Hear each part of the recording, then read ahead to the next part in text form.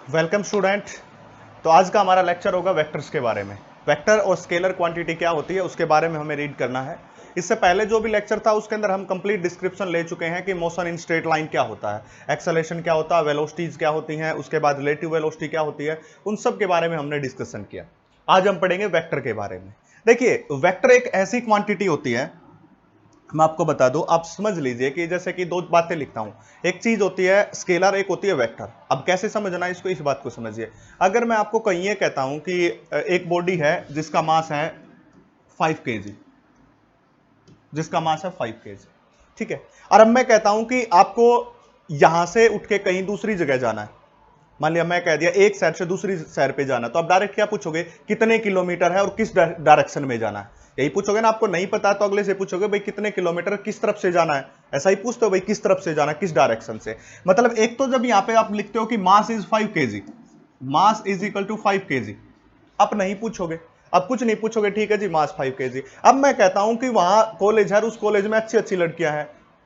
आप अपने दोस्त से पूछोगे कौन सी डायरेक्शन में कॉलेज है ये और कितनी दूर पड़ता है ये, तो वो कहेगा कि जी 5 किलोमीटर है और साउथ डायरेक्शन में चले जाइए या नॉर्थ डायरेक्शन में चले जाइए, किसी भी डायरेक्शन में चले जाइए, 5 किलोमीटर है। तो ये जो 5 किलोमीटर है ये क्या हो गया, उसका मैग्नीट्यूड। 5 है जो, ये 5 क्या हो गया, ये मैग्नीट्यूड। मैग्नीट्यूड का मतलब ये होता है कि उसमें कितने अमाउंट है, मतलब कितना वो नंबर है 5। किलोमीटर क्या होगी उसकी यूनिट, और ये साउथ नॉर्थ, और ये क्या होगी डायरेक्शन, ठीक है। आज जब मास की बात करते हैं तो ये तो इसका मैग्नीट्यूड हो गया और ये इसकी होगी यूनिट, बट इसके पास कोई डायरेक्शन है ही नहीं, कोई भी डायरेक्शन नहीं है। तो इसका मतलब ये हो गया कि एक ऐसी क्वांटिटी जिसके पास क्या क्या हो, मैग्नीट्यूड भी हो, यूनिट भी हो और डायरेक्शन भी हो, उसको हम क्या कहते हैं, वेक्टर क्वांटिटी कहते हैं। और इसके साथ साथ वो लॉ ऑफ एल्जेब्रा को भी क्या करे, ओबे करे, लॉ ऑफ वेक्टर एडिशन को भी ओबे करे। किसको ओबे करे, law of vector addition, vector addition, ठीक है। अब आप यहां पे देखिए, कोई बोल रहा है जी 5 किलोग्राम, किसी ने बोल दिया 5 किलोग्राम M1, अब दूसरा बोल दे M2 इज 7 किलोग्राम बोल दिया। अब कहोगे जी टोटल बता दो, टोटल कितना हो गया, तो आप क्या करोगे 5 + 7 और कितना लिख दोगे, 12 किलोग्राम के बराबर लिख दोगे ऐसे। बट वेक्टर्स में ऐसा नहीं होता है। कोई कहता है कि ये जो कॉलेज आपने बताया था ना, ये 5 किलोमीटर साउथ में जाके और 7 किलोमीटर नॉर्थ में जाना है। साउथ में जाके मैंने पहले भी बताई थी कि ये हमारा नॉर्थ, ये साउथ, ये ईस्ट और ये वेस्ट। वो कहता है कि 5 किलोमीटर पहले आपको किस में जाना, साउथ में, और फिर आपको ईस्ट में लगा लो क्योंकि फिर आप पजल हो जाओगे कैसे मुड़ोगे यहां पे। वो कहता है कि जी 5 किलोमीटर पहले साउथ में जाओ और फिर 7 किलोमीटर ईस्ट में घूम जाओ, इस तरफ ऐसे जाके ऐसे जाओ। अब अगर आपसे कोई ये पूछता है कि जी डिस्प्लेसमेंट बता दो इसकी, क्योंकि मैंने आपको जब डिस्प्लेसमेंट की प्रॉपर्टी बताई तो बताया था कि डिस्प्लेसमेंट एक वेक्टर क्वांटिटी है, तो आप डायरेक्ट ऐसे नहीं लिख सकते कि 12 किलोमीटर है। डिस्टेंस तो लिख सकते हो कि भाई कितनी डिस्टेंस है 12 किलोमीटर, क्योंकि डिस्टेंस इज स्केलर क्वांटिटी और स्केलर क्वांटिटी तो हमेशा ऐसे ऐड होती है। बट अगर वो वेक्टर क्वांटिटी है उसको ऐसे नहीं लिख सकते। उसको मान लिया जाए, इसको मान लिया आपने y एक्सिस, उसको मान लिया x एक्सिस, आप तो लिखोगे 5j प्लस में 7i, ऐसे लिखोगे, ये बन जाएगा। क्यों, क्योंकि कौन सा लॉ है ये, लॉ ऑफ वेक्टर एडिशन, उसको ओबे करता है। तो अब इसके बाद हमारे पास एक बात क्लियर कट हो गई है। दो बातें मैंने आपको समझा दी। पहली बात तो ये समझा दिया कि अगर किसी के पास मैग्नीट्यूड भी हो, यूनिट भी हो और डायरेक्शन भी हो और लॉ ऑफ वेक्टर एडिशन को ओबे करे तो उसको कैसी क्वांटिटी कहेंगे, वेक्टर क्वांटिटी। अगर वो उनके पास लॉ ऑफ वेक्टर एडिशन को नहीं करता और डायरेक्शन नहीं होती तो उसको कैसी कहेंगे, स्केलर कहेंगे। तो अब मैं इसको लिख लेता हूं, देखिए वेक्टर क्वांटिटी, ठीक है। अब वेक्टर क्वांटिटी कौन सी होती है, vector the quantity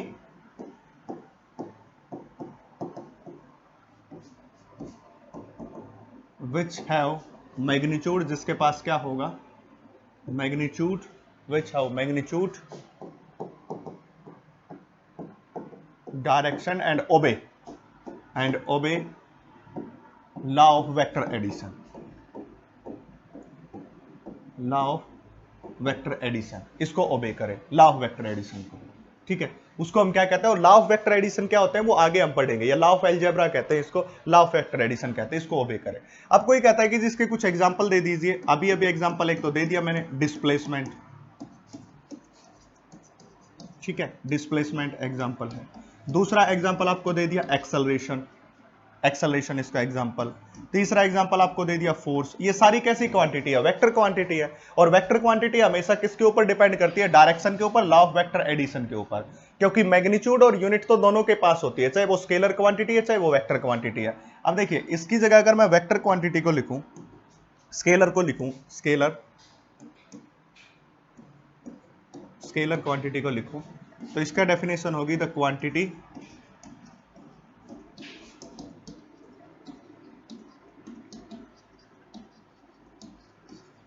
which have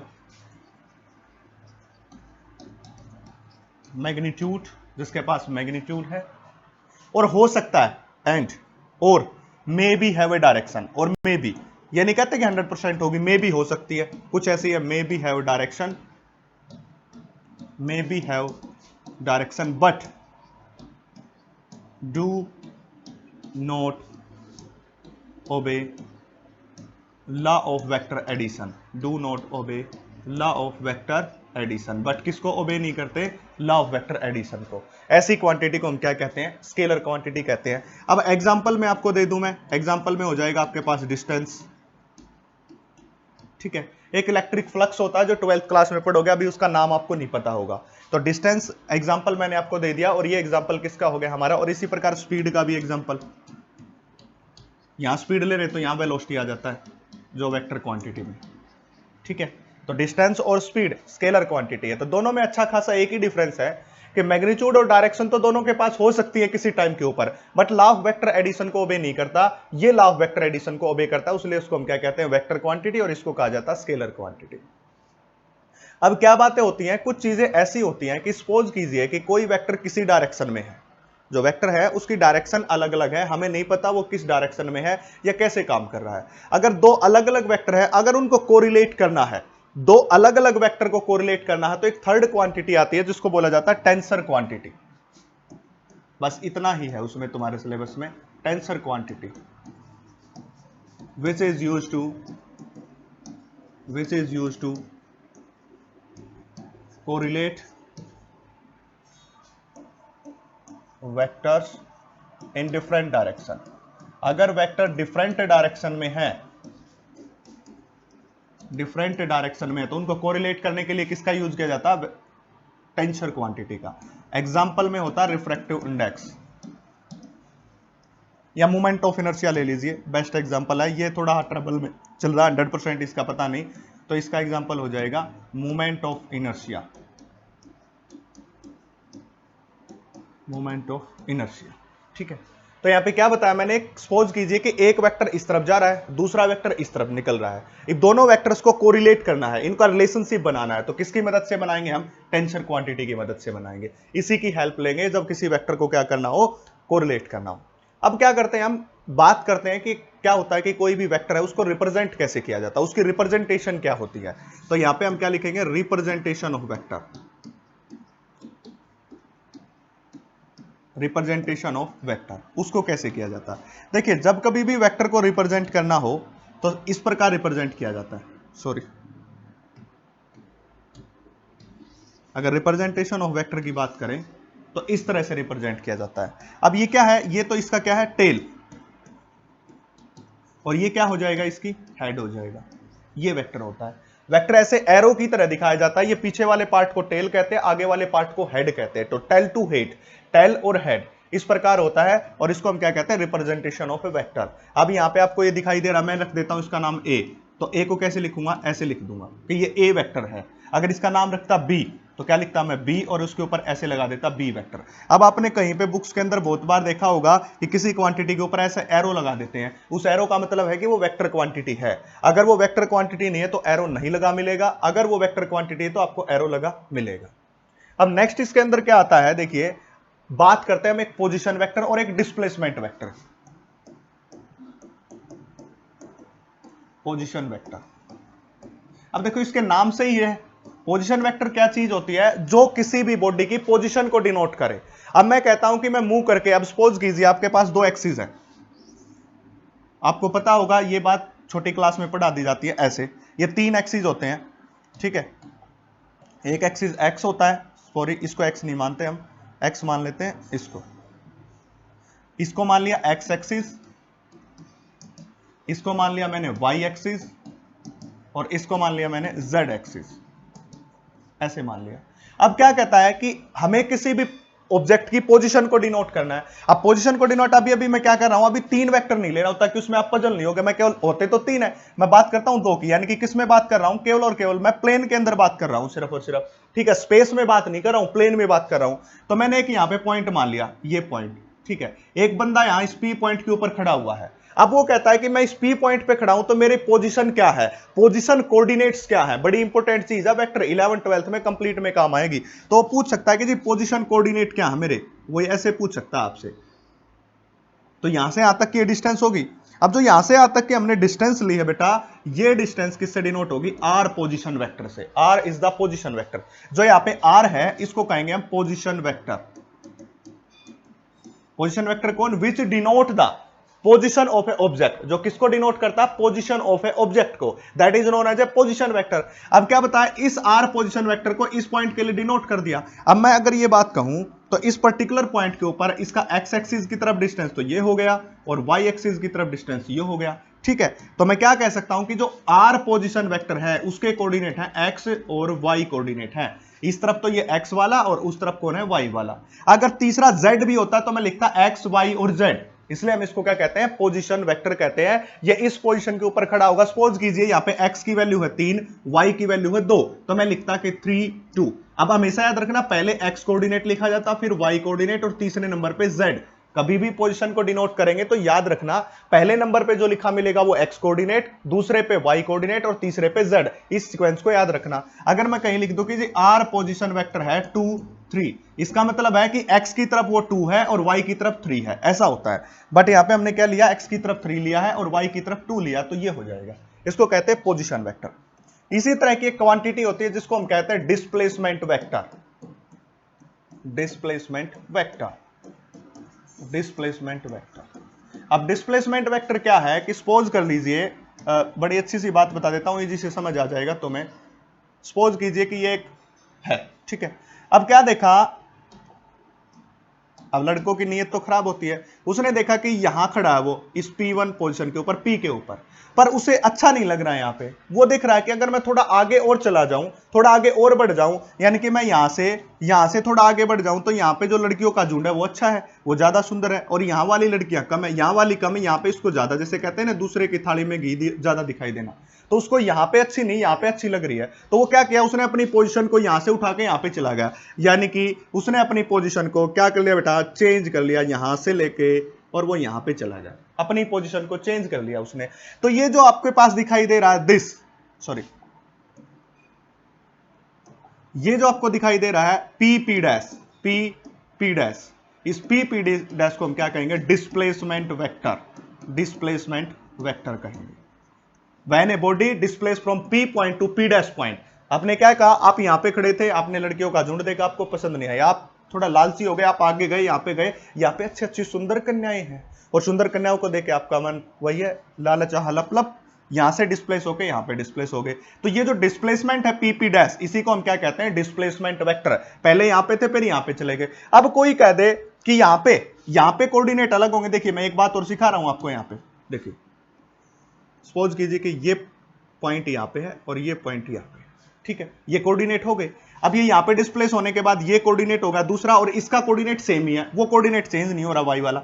मतलब क्या हुआ, यहां पे ये है x1 पोजीशन पे, यहां पे x2 पोजीशन पे, ये y1 पोजीशन के ऊपर दोनों टाइम। तो अब मैं क्या करूंगा, देखिए मैं ऐसा कर सकता हूं, इस p के कोऑर्डिनेट कौन है, x1 y1, ठीक है। अब इस p डैश के कोऑर्डिनेट कौन हो गए, p डैश के कोऑर्डिनेट देखिए, p डैश के कोऑर्डिनेट हो गए हमारे पास x2 एंड y1, क्योंकि y1 तो y1 ही रहा, वो चेंज नहीं हुआ, क्योंकि सेम डायरेक्शन में देख सकते हो, ये तो यहां से यहां शिफ्ट हुआ पर ये सेम रहा, तो ये हो जाएगा। मतलब p के कोऑर्डिनेट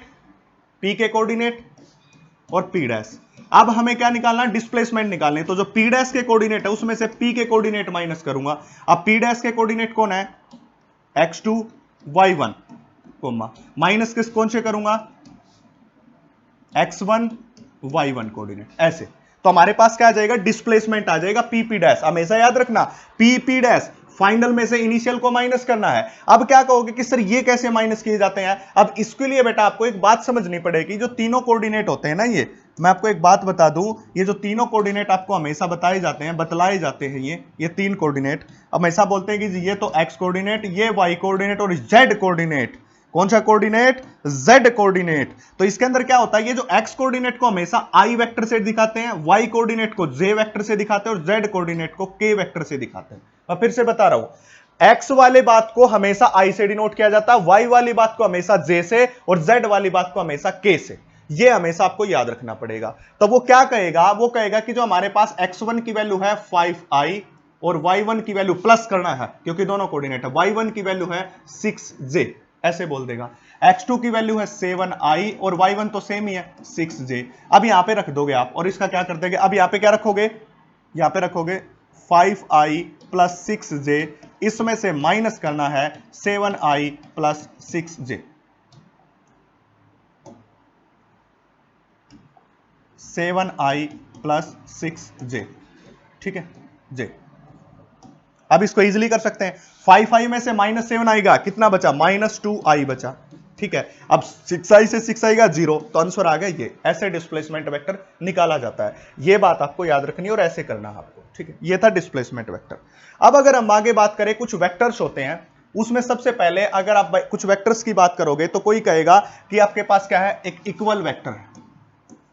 ये कुछ नाम है, बस इसी के नाम पे है इक्वल वेक्टर। इक्वल वेक्टर का मतलब जिनका मैग्नीट्यूड सेम हो। सपोज कीजिए ये वेक्टर और दूसरा वेक्टर, अब देख लीजिए दोनों की लेंथ सेम है। इक्वल वेक्टर का मतलब ये यहां से स्टार्ट होकर यहां पे खत्म, दोनों एक ही जगह से शुरू हो रहे हैं, एक ही जगह पे खत्म हो रहे, इसको हम क्या कहते हैं, इक्वल वेक्टर कहते हैं, ठीक है। अब यहां पे क्या है, अगर ये वेक्टर ए है और ये वेक्टर कौन है, बी, तो मैं क्या लिखूंगा, ए वेक्टर इज इक्वल टू में वेक्टर बी के बराबर है, इक्वल वेक्टर है, ठीक है। अब कोई कहे को इनिशियल वेक्टर, कोई बोल दे को इनिशियल वेक्टर, ये नाम है, इन्हीं के नाम से ही है को इनिशियल वेक्टर।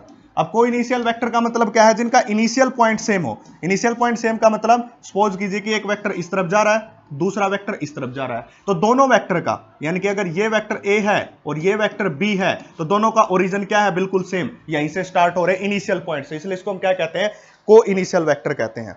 एक होता है नेगेटिव वेक्टर, इसके बाद बताऊं नेगेटिव वेक्टर। नेगेटिव वेक्टर, अब नेगेटिव वेक्टर का मतलब क्या हुआ, सपोज कीजिए कि एक वेक्टर है ए, उसकी डायरेक्शन ये है, दूसरे की डायरेक्शन ये है, ठीक है।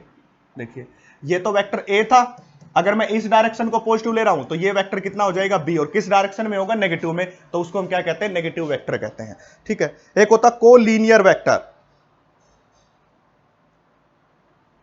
कोलीनियर वेक्टर, कोलीनियर का वेक्टर, अब इसको मैं लेता हूं यहां से कुछ साफ करके, कोलीनियर वेक्टर।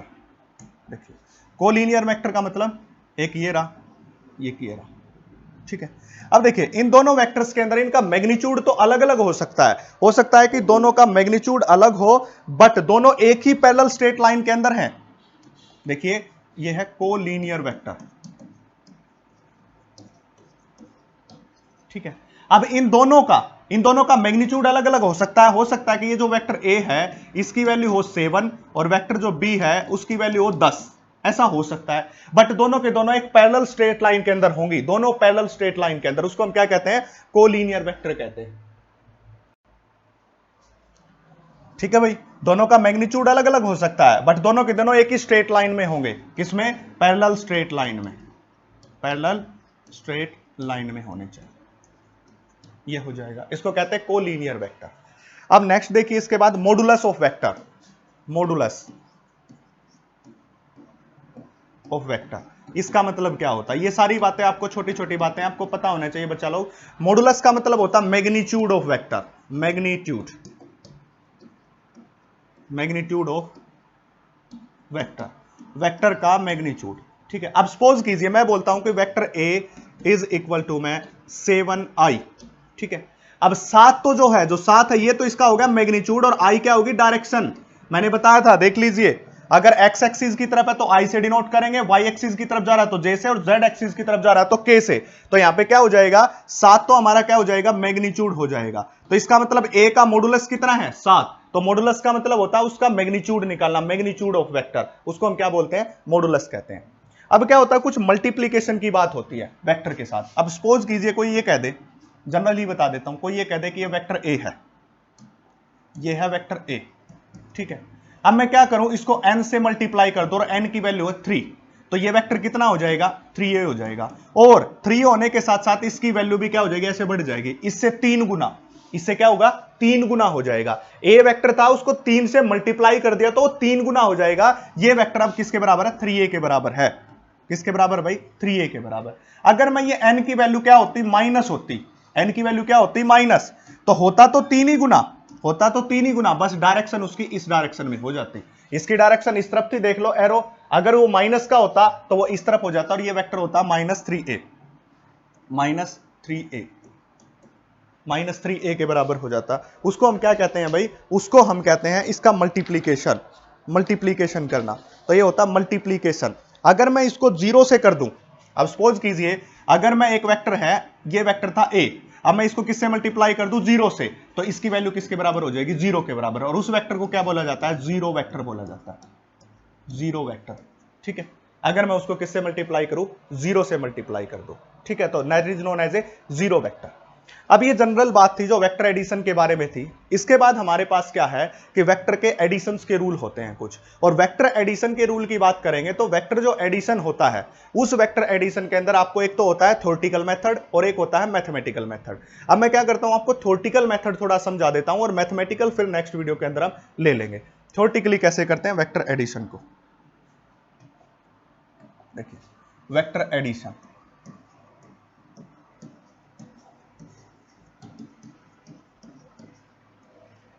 थ्योरेटिकल की बात करेंगे तो पहला होता है हेड टू हेड या टेल मेथड।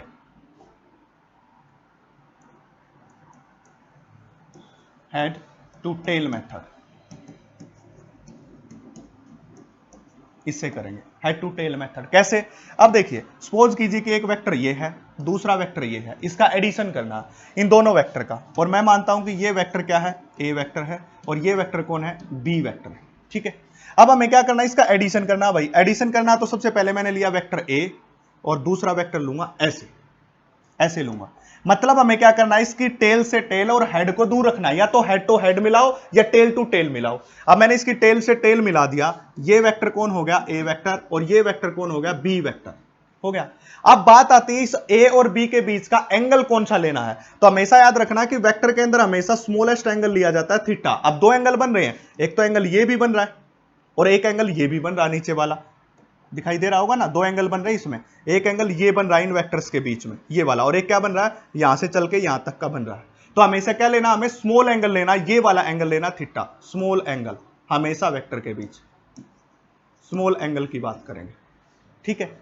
अब क्या होता है कि हेड टू टेल मेथड होता है जिसको कहते हैं वेक्टर के एडिशन का मेथड। इस हेड टू टेल मेथड में केवल इतना ही हमें बताना होता है और कुछ नहीं करना होता, और आपको बस एक बात इंपॉर्टेंट वो है, वो पता होना चाहिए कि हमें स्मॉलेस्ट एंगल लेना है। अब सपोज कीजिए कि आपके पास कोई और वेक्टर है, ये वेक्टर एक इस तरफ है और दूसरा वेक्टर है इस तरफ। अब इसके अंदर स्मॉलेस्ट एंगल कौन सा बन रहा है, अभी भी ये एंगल बन रहा है, इसको थीटा लेंगे, ए वेक्टर और दूसरा बी वेक्टर। ये वेक्टर ये एंगल बहुत ज्यादा है, उसको नहीं कंसीडर करेंगे। तो ए और बी के बीच का स्मॉलेस्ट एंगल लेना। जब कभी भी वेक्टर एडिशन का रूल यूज करो या जब कभी भी वेक्टर एडिशन की बात करो तो हमेशा स्मॉलेस्ट एंगल आपको क्या करना है, कंसीडर करना है। अब क्या करते हैं, इस पे कुछ न्यूमेरिकल्स की बात करते हैं, जो न्यूमेरिकल्स आपके पूछे जा सकते हैं उसकी बात करते हैं। देखिए सबसे पहले बात करते हैं वेक्टर को a प्लस बी एडिशन बताना है, वेक्टर का एडिशन ही हमें बताना है। देखिए